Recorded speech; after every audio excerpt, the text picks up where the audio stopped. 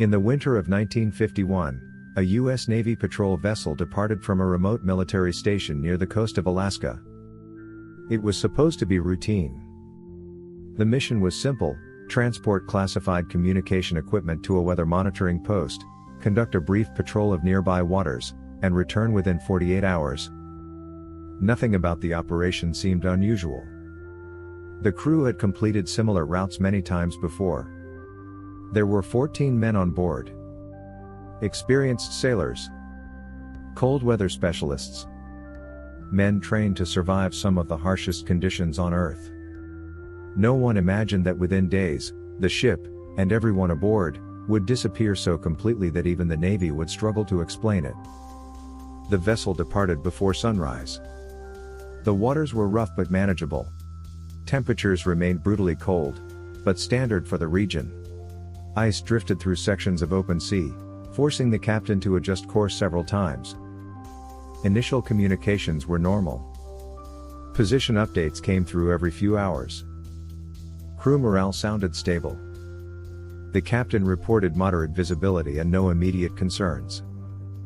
But sometime after midnight on the second day, things changed.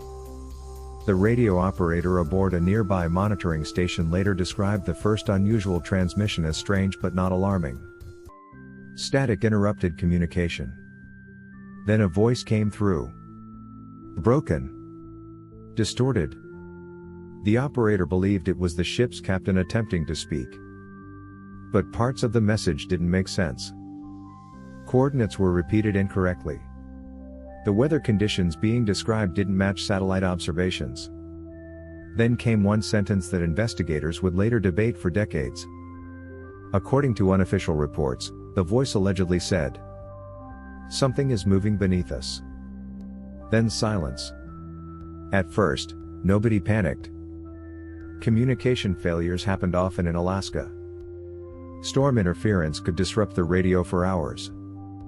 The Navy expected contact to resume. It never did. By the next morning, the ship failed to report in. Radar tracking had stopped unexpectedly. Repeated attempts to establish communication failed. Something was wrong. And suddenly, a routine mission became a full emergency. Search operations began immediately. Aircraft swept over freezing water. Navy ships moved through dangerous conditions searching for wreckage. Coastlines were scanned repeatedly. Survival teams checked nearby islands in case the crew had abandoned ship. Nothing. No debris. No oil slick. No life raft. No distress signal. No bodies. It was as if the vessel had vanished from existence. Days turned into weeks.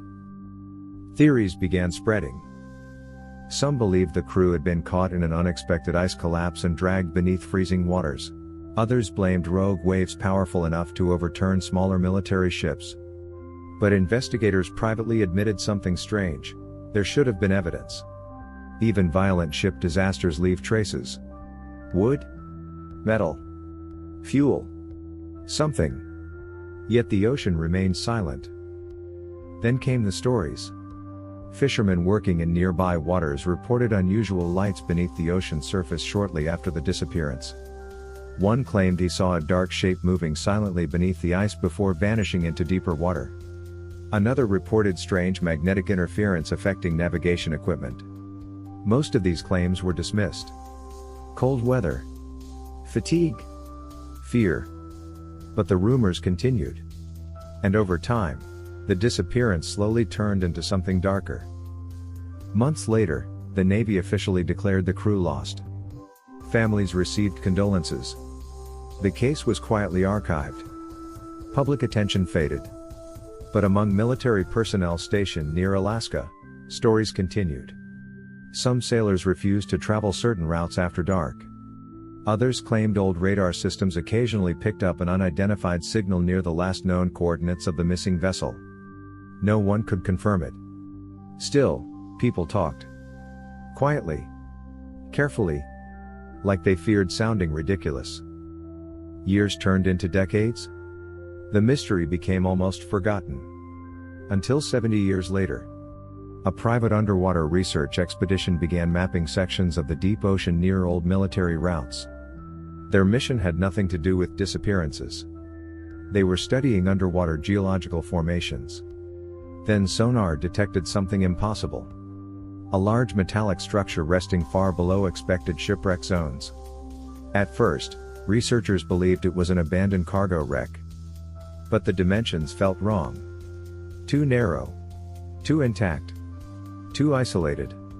When deeper scans were completed, the shape became clearer. It resembled a military patrol vessel. One that shouldn't have been there. Divers were sent down.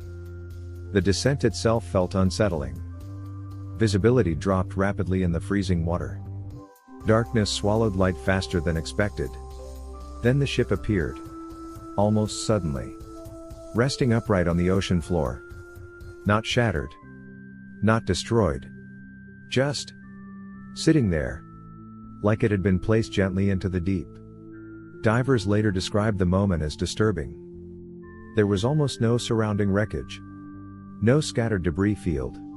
No obvious signs of catastrophic damage. Just silence. And the ship? Waiting. The first thing divers noticed was the condition. After so many decades underwater, parts of the vessel remained strangely recognizable. Doors were partially open. Equipment appeared untouched in some areas. Even stranger, no visible damage was found to explain why the ship sank. No massive rupture. No explosion marks. No violent collision evidence. Nothing that clearly explained the disaster. Inside, things became worse. Personal belongings remained. A jacket hanging near a sleeping area. Metal mugs are still secured in place. Navigation charts were left where someone had last touched them. It looked abandoned. Not destroyed. As if everyone had simply left. But there was nowhere to go. Because the crew was gone. Completely gone. No remains. No bodies. No explanation. Then came the discovery that changed everything. In one section near the communications room, divers recovered sealed equipment containers remarkably preserved from cold temperatures. Among them was damaged audio equipment. When specialists restored portions of the recordings, investigators expected routine naval communication. Instead, they found fragments. Confused voices. Unclear warnings. Heavy static. Then something strange. One voice repeatedly asking, "Do you see that?" Another voice sounded increasingly panicked. Then sudden silence. Not the sound of impact. Not destruction. Just silence. The recording ended there. The discovery reopened the case. Experts returned to old reports. Questions resurfaced. Why was the ship found so intact? Why was there no distress call? Why were there no remains? Why had no debris ever surfaced? And what exactly had the crew seen beneath them that night? Officially, the Navy maintained that the most likely explanation was an accident caused by severe environmental conditions. Unofficially, many who studied the case admitted that something didn't feel complete. Because shipwrecks make sense. This one didn't.